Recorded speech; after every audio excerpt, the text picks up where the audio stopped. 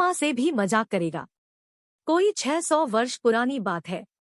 विजयनगर का साम्राज्य सारी दुनिया में प्रसिद्ध था। उन दिनों भारत पर विदेशी आक्रमणों के कारण प्रजा बड़ी मुश्किलों में थी।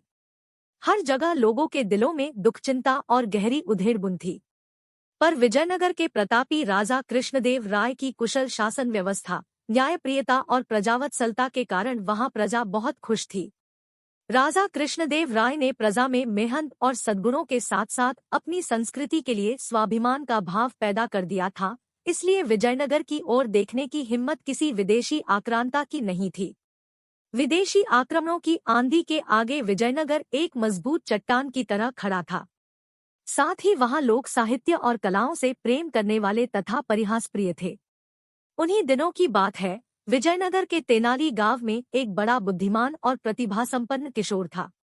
उसका नाम था रामलिंगम। वह बहुत हंसोड़ और हाजिर जवाब था। उसकी हास्यपूर्ण बातें और मजाक तेनाली गांव के लोगों को खूब आनंदित करते थे। रामलिंगम खुद ज्यादा हंसता नहीं था, पर धीरे से कोई ऐसी चतुराई की बात कहता कि सुनने वाले हंसते हंसते लोटपोट हो जाते। उसकी बातों में छिपा हुआ व्यंग्य और बड़ी सूझबूझ होती, इसलिए वह जिसका मजाक उड़ाता वह शख्स भी द्वेष भूलकर औरों के साथ खिलखिलाकर हंसने लगता था। यहाँ तक कि अक्सर राह चलते लोग भी रामलिंगम की कोई चतुराई की बात सुनकर हंसते हंसते लोटपोट हो जाते। अब तो गांव के लोग कहने लगे थे, बड़ा अद्भुत है यह बालक। हमें तो लगता है कि यह रोते हुए लोगों को भी हंसा सकता है। रामलिंगम कहता, पता नहीं रोते हुए लोगों को हंसा सकता हूँ कि नहीं, पर सोते हुए लोगों को जगा जरूर सकता हूँ। सुनकर आसपास खड़े लोग ठठाकर हंसने लगे। यहाँ तक कि तेनाली गांव में जो लोग बाहर से आते, उन्हें भी गांव के लोग रामलिंगम के अजब-अजब किस्से और कारनामे सुनाया करते थे। सुनकर वे भी खिलखिलाकर हंसने लगते थे और कहते, तब तो यह रामलिंगम सचमुच अद्भुत है। हमें तो लगता है कि यह पत्थरों को भी हंसा सकता है। गांव के एक बुजुर्ग ने कहा, भाई हमें तो लगता है कि यह घूमने के लिए पास के जंगल में जाता है, तो वहां के पेड़ पौधे और फूल पत्ते भी इसे देखकर जरूर हंस पड़ते होंगे। एक बार की बात है, रामलिंगम जंगल में घूमता हुआ माँ दुर्गा के एक प्राचीन मंदिर में गया। उस मंदिर की मान्यता थी और दूर दूर से लोग वहां माँ दुर्गा का दर्शन करने आया करते थे। रामलिंगम भीतर गया तो माँ दुर्गा की अद्भुत मूर्ति देखकर मुग्ध रह गया।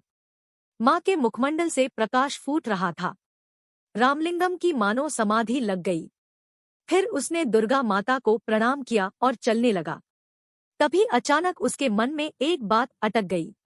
माँ दुर्गा के 4 मुख थे, 8 भुजाएं थी। इसी पर उसका ध्यान गया और अगले ही पल उसकी बड़े जोर से हंसी छूट गई। देखकर माँ दुर्गा को बड़ा कौतुक हुआ। वे उसी समय मूर्ति से बाहर निकलकर आईं और रामलिंगम के आगे प्रकट हो गई।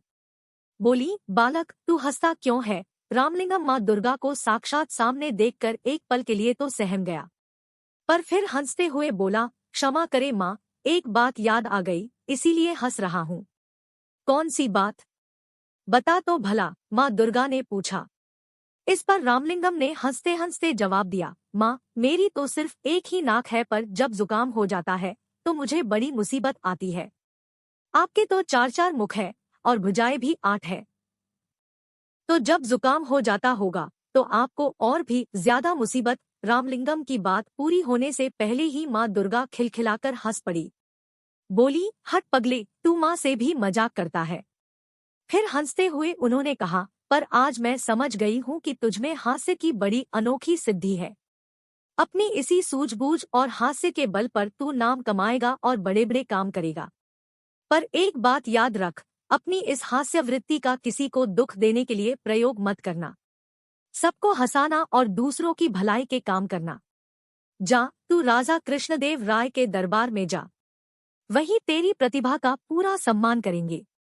उस दिन रामलिंगम दुर्गा माँ के प्राचीन मंदिर से लौटा तो उसका मन बड़ा हल्का फुल्का था। लौटकर उसने माँ को यह अनोखा प्रसंग बताया। सुनकर माँ चकित रह गई और फिर होते होते पूरे तेनाली गांव में यह बात फैल गई कि रामलिंगम को दुर्गा माँ ने बड़ा अद्भुत वरदान दिया है। यह बड़ा नाम कमाएगा और बड़े बड़े काम करेगा। उसके साथ ही साथ तेनाली गांव का नाम भी ऊंचा होगा। वीडियो देखने के लिए आपका शुक्रिया। वीडियो अच्छी लगी हो तो लाइक और शेयर करें। हमारे चैनल को सब्सक्राइब करना न भूलें और बेल आइकन प्रेस करें ताकि ऐसे और वीडियो का नोटिफिकेशन आपको मिलता रहे।